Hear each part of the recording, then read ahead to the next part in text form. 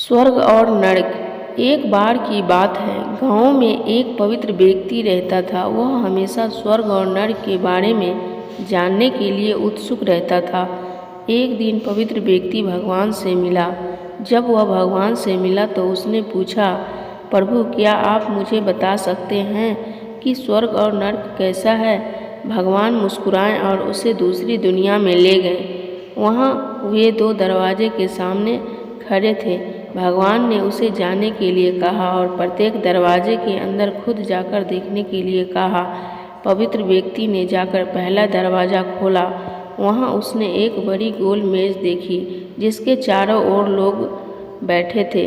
मेज के बीच में स्वादिष्ट सूप का एक बड़ा बर्तन रखा गया था। वहाँ बैठे सभी लोगों के हाथों में बहुत लंबे चम्मच थे। मेज के बीच में स्वादिष्ट सूप के बर्तन तक पहुँचने के लिए चम्मच काफ़ी लंबे थे, लेकिन लंबे चम्मच के कारण भोजन से भरा चम्मच लोग मुंह में नहीं ले पा रहा।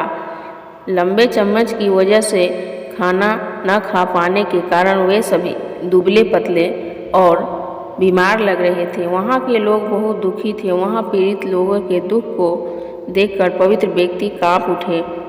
वह उस कमरे से बाहर आया और दूसरे कमरे का दरवाज़ा खोला। दूसरा कमरा बिल्कुल पहले कमरे जैसा ही था। बड़ी गोल मेज और उसके बीच में एक स्वादिष्ट सूप का बर्तन। वहाँ बैठे सभी लोगों के हाथों में लंबे चम्मच था, लेकिन यहाँ के लोग स्वस्थ थे। वे एक दूसरे से बातें कर रहे थे और खाना खा रहे थे। पवित्र व्यक्ति यह देखकर प्रसन्न हुआ और उस कमरे से बाहर आ गया। फिर पवित्र व्यक्ति भगवान के पास गया और कहा, मुझे समझ नहीं आया कि दोनों कमरे एक ही जैसा है, फिर भी एक कमरा दुख से भरा है और दूसरा सुख से भरा है।